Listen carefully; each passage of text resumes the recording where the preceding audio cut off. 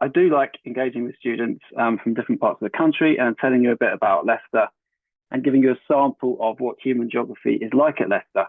So that's what I'm going to do in the next half hour to 45 minutes. So the way I'll do this is I'm going to give you a sample of the kind of research-led teaching that you are likely to get at Leicester if you come and study geography with us. And when I say research-led teaching, I'm talking about teaching which is based on your lecturers, your professors, your teachers' own individual research.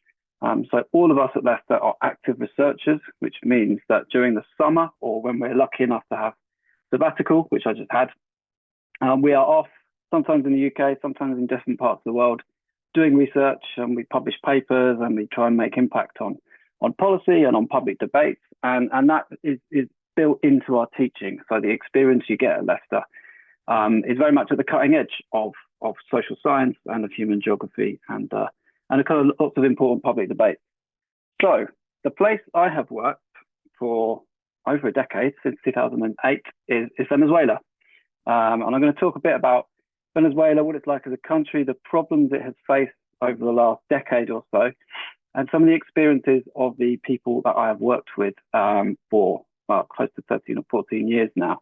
So just to introduce me a little bit, I've been teaching at Leicester since 2018, and I've been working, as I said, in Venezuela since 2008. I'm interested in how people's everyday lives are shaped by global political and economic forces. And I'm interested in that because I really like hanging out with people. And I do research using a method that we call ethnography. Ethnography means people writing. So it's basically, if you're interested in a group of people or an institution or a project or any kind of social situation, you go and hang out there for a long period of time and you try and understand the world from that group of people's point of view. In my case, I traveled quite a bit in my sort of late teens, early 20s, and became fell in love really with Latin America, and was lucky enough to get a scholarship to do a PhD looking at Venezuela and the many social and political changes that it was undergoing in the kind of mid to late 2000s. So from about 2008, I started working there.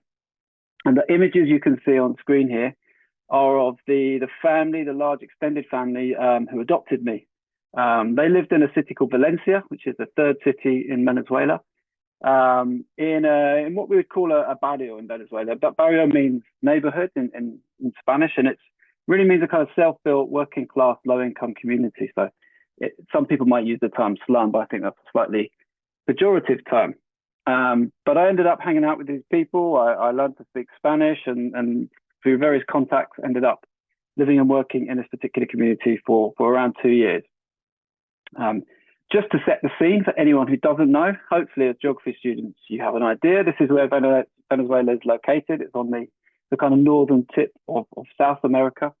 It borders Colombia and Brazil, and then you've got the Caribbean Sea to the north.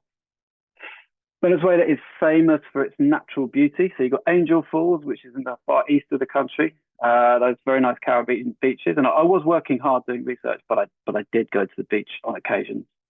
It's also very well known for the fact that it has the largest known reserves of oil on the planet. And it has, since the 1920s, Venezuela has been a petrostate, so it's exported its oil. And one of the things I'm going to talk about today is some of the social complexities and problems that have emerged as a result of that very specific kind of economy. And because of the oil, and for other reasons, but oil is one of the main drivers, Venezuela is a highly urbanized country. So from the 20s onwards, people migrated from the rural areas to the cities in order to try and participate in this burgeoning economy that was emerging around the oil economy and the growing kind of fossil fuel economy in the world at large. So over the last decade, more than 8 million people have left the country. So this has been a huge crisis. It's about a population of about 30 million people in total. But 8 million people is almost a third of the entire country. Many people many Venezuelans now live in places like Colombia, Brazil, Peru, Ecuador, and some have made it as far as the United States and Europe. So why have so many people from this oil-rich state left in a space of just one decade? How did this happen, and how can we make sense of that as human geographers? Right. So I'm going to try and explain this. I'm going to try to explain this using an ethnographic perspective. So using a kind of combination of micro and macro approaches. I wanted to introduce you to this particular guy on the left, Guillermo. Guillermo is he's always been one of my best friends in Venezuela. He was the son-in-law of the family who became my host family in this community. And a lot of the work I was doing early on was working with political activists. So I was working with people who were trying to make these big changes. There was a kind of left nationalist government during my first period of field work, and kind of still is, not so left anymore. And they were trying to make all of these changes. They were trying to use oil money to invest in social services, in education, and in promoting new forms of political participation. So I spent a lot of time hanging out with these local level activists, including the guy, if you look at the picture at the left, that's Rafael. He's Guillermo's father-in-law. He was one of the community leaders in the neighborhood I worked in. So I spent a lot of time with these guys, but what I liked about Guillermo is that he really wasn't political. He actually liked talking about English football and taking me for rides on his motorbike and talking about movies and going out drinking. And for me, that was quite a nice release from all of the slightly more serious research that I was doing. So a bit about Guillermo. He grew up in this poor barrio in the city of Valencia. His father was a Colombian shoemaker who himself migrated to Venezuela, and his mother was a woman who worked at home and looked after him and his brothers. Many of Guillermo's friends were pulled into gang life when he was a teenager. So Venezuela, this country with lots of wealth sloshing around because of oil money, but also a country with lots of inequality, and often that wealth didn't really filter down to people in these low-income communities. Yet they were aware that money was around. And so into the kind of vacuum where perhaps secure work might have been available in other places, drug trades and gang life and the kind of informal and illicit economies that often spring up in impoverished communities began to become quite significant during the kind of mid to late 1990s. So by the time I arrived, young men like Guillermo often found themselves pulled into this life or on the edge of this life, whether they wanted to be or not, because they might have friends or family members who were involved. So Guillermo told me that many of his friends at that time, when I first met him, were either dead or in prison. And he says that he might have ended up there as well, had it not been for his partner, Christina, who's pictured at the bottom there. And she was, of course, the daughter of my host family, hence the connection.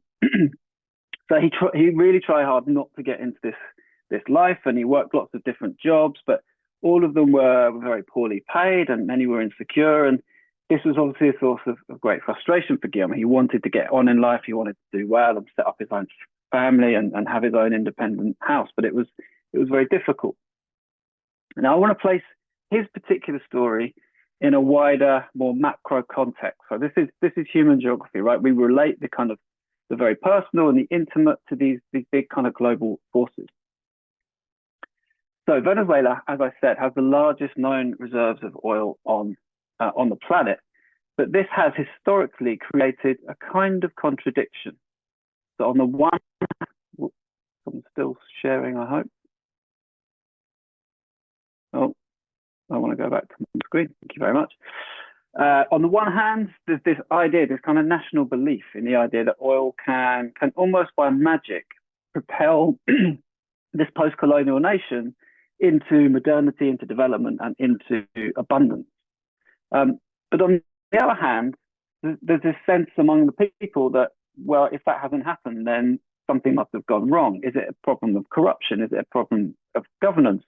Is it even a problem of us as people? Are we somehow kind of morally faulty? Because the thing with oil economies is they're very much dependent on the rise and fall of global oil prices, on factors outside of that individual country's control.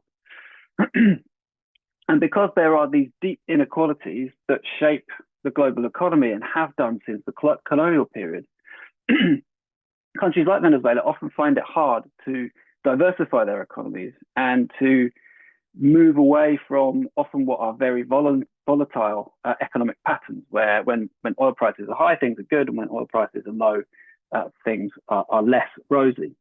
1 second. So that's the predicament Venezuela found itself in. And you have this question about, what is oil a blessing or is it a curse? So some nation states, by harnessing the power of their natural resources, have been able to become extremely rich. So you look at examples like Norway and Saudi Arabia and the use of sovereign wealth funds, where they take income from oil exports and reinvest it in these kind of long-term, very clever investment strategies, and that then generates its own source of wealth. But it's been much harder for nation states like Venezuela to do that, and that's because of the specific relationships and the specific position they occupy in the global economy, and that really goes back to the colonial period. So we're talking about how 500 years of history shape the way that economies develop, and therefore the life prospects of individuals, people like Guillermo. Economists often call this the resource curse. There's an academic debate about this. Personally, I'm slightly skeptical of this term, but it's quite useful as a kind of opening way of thinking about that concept.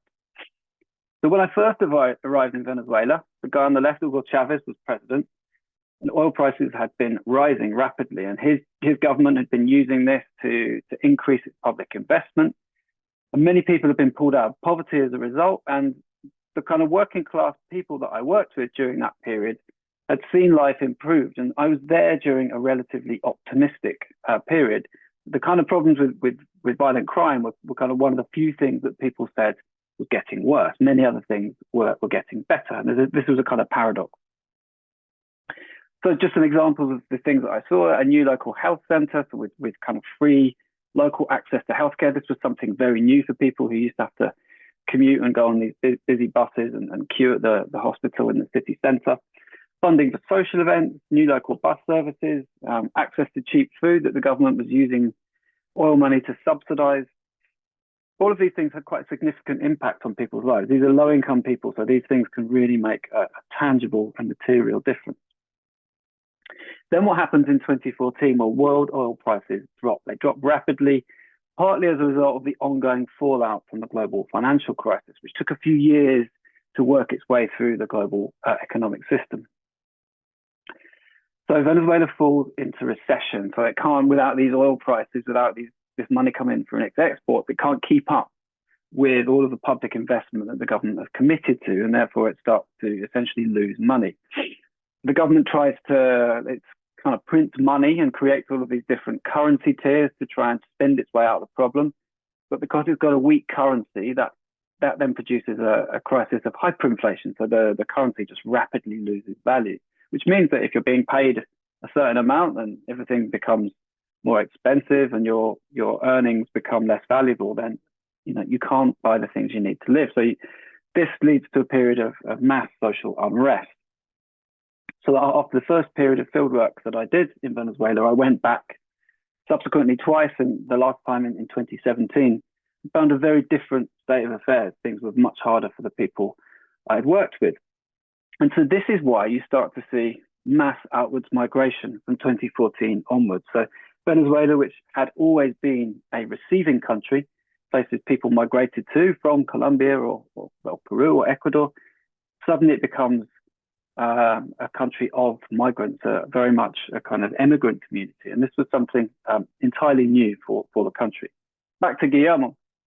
So in 2017, I was back in Venezuela doing field work, and I was doing field work in really quite difficult circumstances. There were these huge anti-government protests. There were like burning roadblocks at every kind of major road junction. I couldn't get around and see people. People were quite worried. There was lots of suspicion and there was violence. It wasn't an easy place to do research. It's very different to what I'd experienced in my previous visits. And during this time, Guillermo and his partner Cristina decided to leave the country like many other people. And they went on foot, right? So they didn't have much money. They cobbled together what they could and they walked. And they just walked to the Colombian border and they crossed and eventually found their way to a city called Bucaramanga, where Guillermo had some family because his father was Colombian. So he found work in the city of Bucaramanga. He worked in a supermarket, and that was his day job. And then he was selling hamburguesas, Venezuelan hamburgers, which you can see a picture of on the right there. Very, not exactly the healthiest snack, but really delicious. He was selling them by night and trying to cobble together enough money to kind of pay the rent on their apartment. But things is a kind of a long story. Things got difficult for them. Cristina had to go back home because her mother was unwell. So she took their young daughter with them. And Guillermo didn't have enough money to pay the rent in Colombia. So another place where the earnings weren't enough to kind of meet the cost of living. And so without his family there, he thought, well, I'll just try my luck somewhere else. So he traveled, and the story he's told me about his journey down to Chile, to Santiago, which is 7,000 kilometers away at the very foot of Latin America, is an incredible story of he had to cross borders, he had to bribe border guards, he had to pay coyotes, who are the kind of the people traffickers that kind of help people cross borders. He went through all sorts, and then he ended up working as an Uber driver in Santiago, kind of illegally or semi-legally. But he also found in Santiago there was a lot of xenophobia, lots of problems and resistance to Venezuelan migrants who were coming in quite significant numbers. But he also made friends there, and he found with these friends, other migrants from different parts of the world, that he shared something in common with them. And as he got to know people, he started to think about other places that he might go and other options that he might have. You can see some of the anti-Venezuelan protests from Chilean people. It's unfortunately a kind of not dissimilar story to some of what we've seen in Europe in recent years. Right. So I'm going to zoom back out again. So we're constantly zooming in and zooming out. This is the human geography way. So how do we think about all of this? My colleague Jason Hickel, who is now based in Barcelona, we studied together at the LSE a few years ago. He's written a really good book, which I strongly recommend. It's called The Divide, A Brief Guide to Global Inequality and Its Solutions. And what he does is provide a kind of really accessible way of understanding why the world is so unequal and why countries like Venezuela struggle to get out of this kind of cycle of dependency, this cycle of kind of crisis, boom and bust that they constantly oscillate between. And Hickel argues that it's too easy to write off crises such as Venezuela's as bad governance or as corruption, which is often what you hear about countries in the global south. While these factors might play a part, they're often symptoms rather than causes, which is to say there are these deep underlying structural roots that shape the problems that countries like Venezuela have, which have to do really with colonialism and the way the world has been organized in the post-colonial period. So he basically says that the global economy is rigged in the favor of wealthy nations and of multinational corporations, which mean it's very hard for countries like Venezuela to compete. They become over-reliant on these volatile exports, and it is that over-reliance that then means they're in these cycles of debt and of crisis and of the kinds of issues we've seen in the last decade. So Hickel's argument, and it's one that I'm very sympathetic to, is that we need to cancel those debts because the debts themselves have been produced by those very structures of exploitation. And also that we need to democratize global democratic institutions. We need to try and find ways of making the world fairer so that it actually works for all countries in the global south. And for Hickel, this is not something which is happening somewhere else. It's kind of a part of us all putting pressure on our own governments and seeing ourselves as having a kind of shared global citizenship, a kind of shared stake in all of this, because a volatile world means that you have various other problems. You have mass migration, you have conflict, you have inequality. So in a sense, we're not actually protected from these issues, even though we may feel that we are. And that's actually where I want to finish up with this talk, which is that Guillermo's story kind of ends on an interesting but an unfinished note, which is that he sent me a WhatsApp message about 18 months ago when I thought that he was still in Santiago in Chile. And he said, Mateo, they call me Mateo in Venezuela. He said, Mateo, I'm in Chicago. I'm in Chicago. And I was like, how the hell have you got to Chicago? The story of how he got there is itself quite incredible. I can't really go into that now because it's a bit too much to it.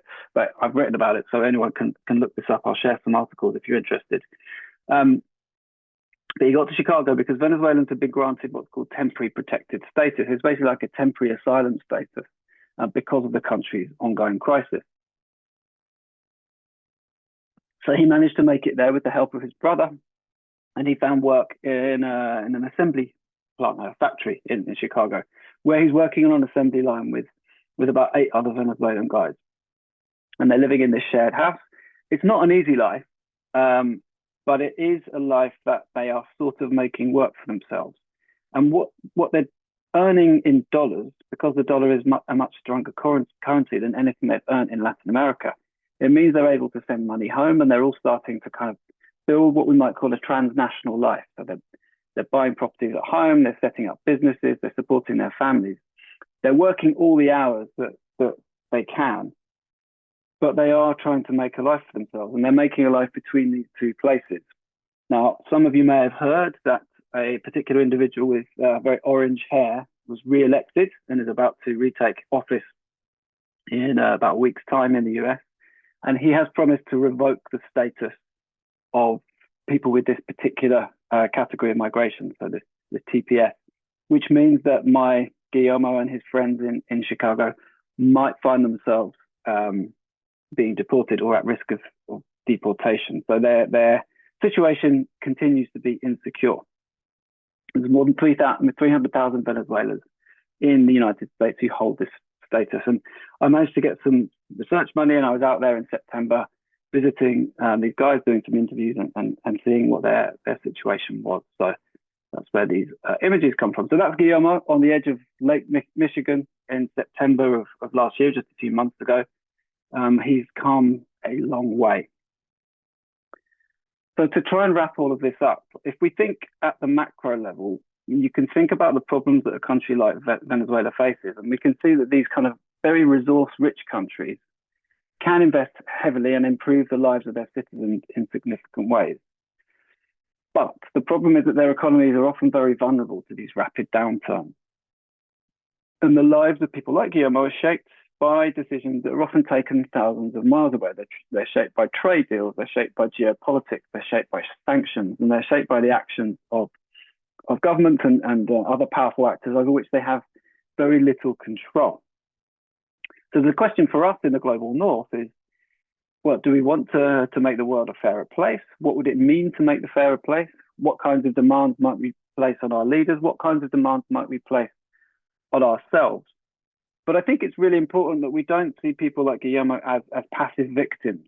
You know, if I go back the very fact that he is sat there on Lake Michigan making a life for himself is testament to his resilience and his ability to adapt. And human beings, we are incredibly resourceful animals, in spite of the many problems we seem to create for ourselves.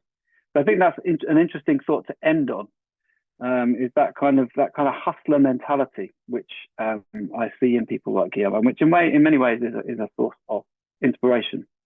Here are a few suggested readings. I have some others, including a recent article I wrote about Guillermo's specific experience. It's a kind of short blog piece, so it might be quite accessible. I can share that in the chat if people are interested.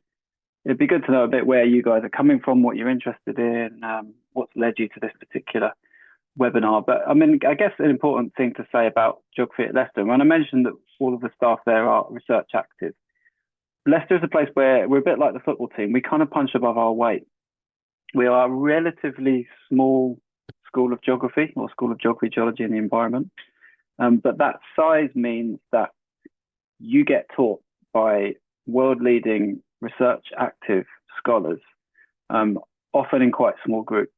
And that is, I think, one of our unique offerings, is that we have a real community feel. So your lecturers will know your name. They'll know what's going on with you. You will not be anonymous. But at the same time, you get that close contact with people who are really at the cutting edge of their research, which means that our teaching is really good. That's why I think we're gold.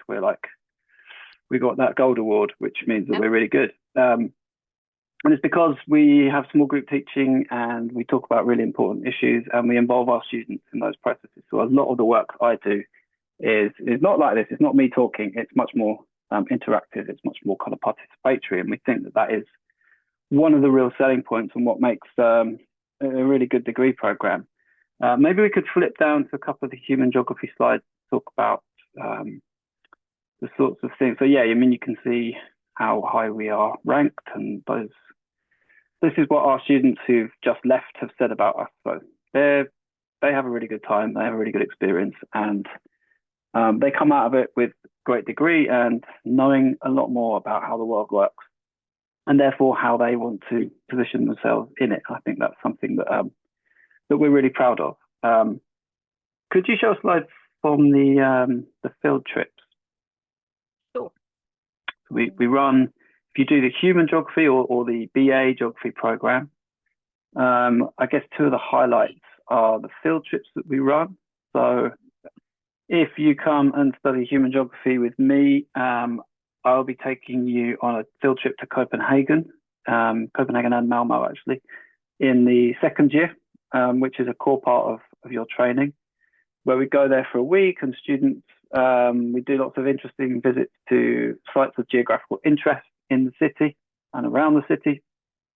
And then you get put into groups and you design and execute your own research projects. So we are training you up to do kind of your own research. And whether or not you want to become professional geographers, learning to do that kind of real world work is such a good selling point when it comes to getting onto grad schemes or looking for postgraduate degrees or going into the workplace and looking for different jobs. It's something which employers really look for, and it's also really fun. It's great being in Copenhagen and it's great being away. If you go down to the next slide, in the third year, yeah, so if you do some of the environmental modules, or if you're more on the BSc side, so the kind of physical geography side, they do trips to Almeria in Spain, to the US, to the deserts in kind of in Arizona, and also out to the Amazon, which is Colombian Amazon trip. With us, you get the chance to go to Berlin in the third year. So these are a big part of what we do, and it's a big part of us training you to become geographers and to think geographically. And if you think about any of the issues in the world today, so many of them are geographical. They're about how humans relate to the earth, how humans relate to natural resources, and about how humans relate to each other. This is the core stuff of our degree, and it's the core stuff that you then take with you when it comes to looking for work and going out into the world. Does anyone have any questions at this point? There is. Thanks, Mariam. Yeah, there is. In the first term of the second year, you'll do a module called Economy, Society and Space. That's a module I actually co-teach with my colleague Ben Coles, who's the convener. So that is all about learning to think about economics geographically. And it's basically our way of helping you understand how global capitalism works and how geography can kind of provide a particular lens on how global capitalism works. And that's kind of a sister module to module I'm just about to start teaching next week, which is political geography. So if the economy is all about how resources are distributed and how that's spatialized, which is to say how it's geographical, politics is all about power and how different interest groups shape the way that resources are distributed. So by doing the economic geography module in the first term and the political geography in the second term, by the end of the second year, you have a really good understanding, if you do the reading and come to the session, of how the world works, in my view. And it's probably the sort of understanding you wouldn't get in a conventional economics module. And I'm obviously biased, but I think it's much better. I think it's much more holistic, more rounded, and less reductive. So thanks for that question. Yes, there's a bit of core information about how the field courses work. You can see all the different options depending on which degree program you choose and which module you choose.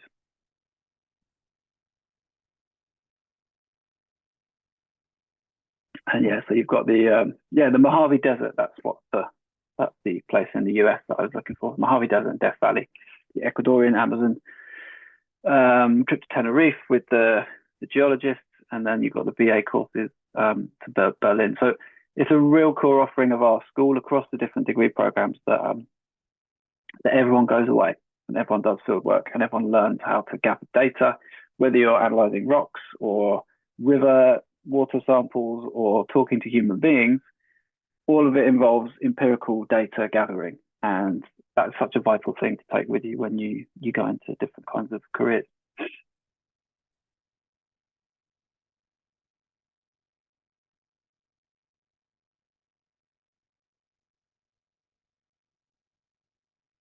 Yeah, I should mention that there's the year abroad option. 3 of my tutees were abroad last year, so they were in the Netherlands. 1 was in the Netherlands, 2 were in Prague, and they had a really, really good year. Really, really good year. So it's it's a reduced tuition fee for that year. So it's essentially a sandwich year that's tacked on in place of your 3rd year, and then you come back and do your 3rd year in the 4th year. Yeah, you can go to the US, Canada, Australia, and various other places. It's really good.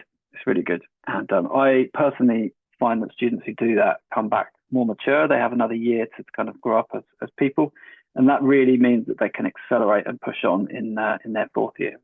So many of the students who do the year abroad are also the students that come out with really outstanding degrees at the end of their time. And there's also a year in industry option, where you can hook up with particular companies or organizations, in some cases civil service, those sorts of bodies, and get that work experience as part of your degree and then come back into the final year of your degree. So again, really useful offerings for students who are already thinking about their careers.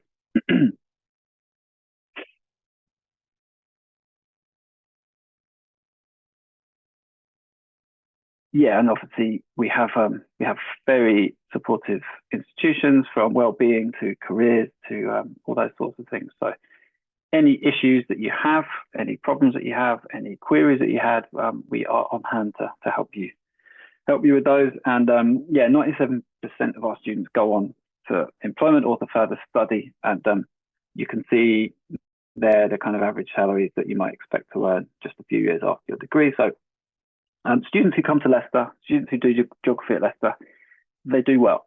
They go on to have good careers and make good lives for themselves, and that's something that I think that we're proud of. So yeah, I think it's a good place to come. Any other questions people might have?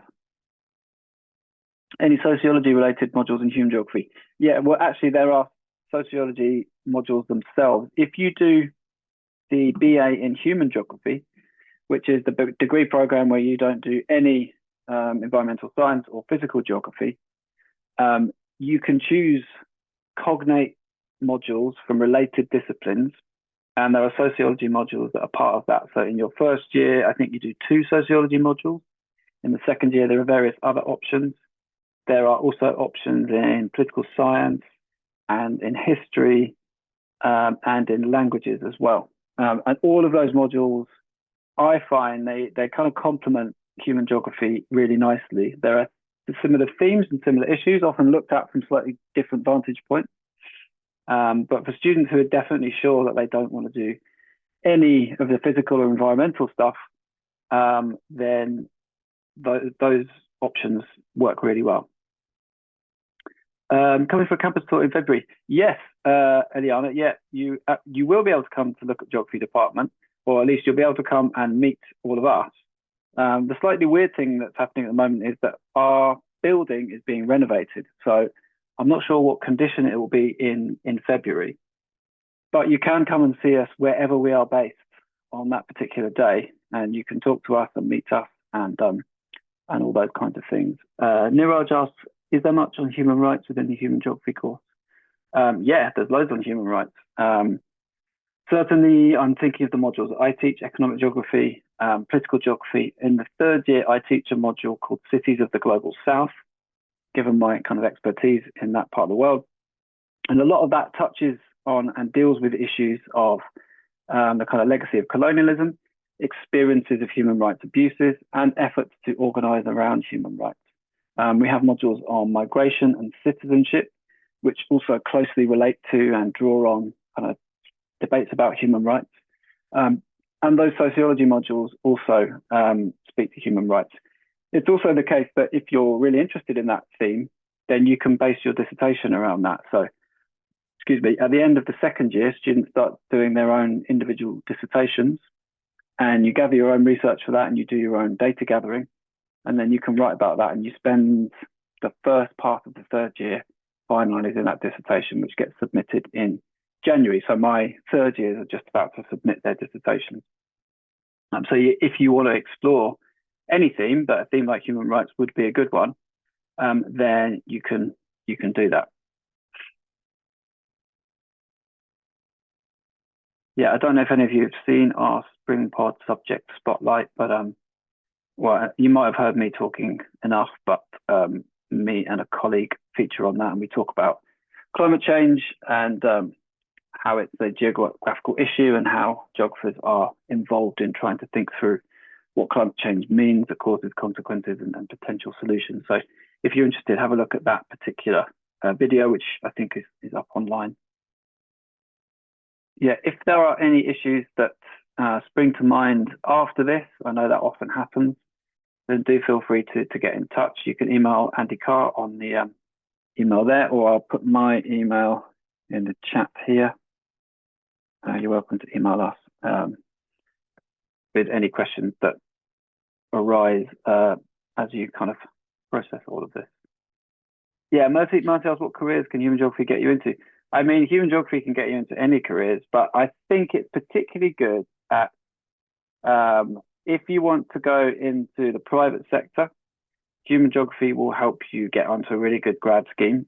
And one of the selling points of human geography is that you can say, I'm a critical thinker. I understand how the world works. I can connect the micro and the macro. I can see the relationships between environmental problems, energy transitions, and kind of everyday political problems. And so that appeals to many companies now are kind of having to reorient themselves because of climate change and because of what's called ESG, environmental social regulations that they have to comply with. So many people going on to become ESG advisors and consultants. That's really popular in the private sector. In the public sector, you're thinking about the civil service, foreign office, town councils, planning. Lots of people going to like urban design, increasing numbers going to sustainability.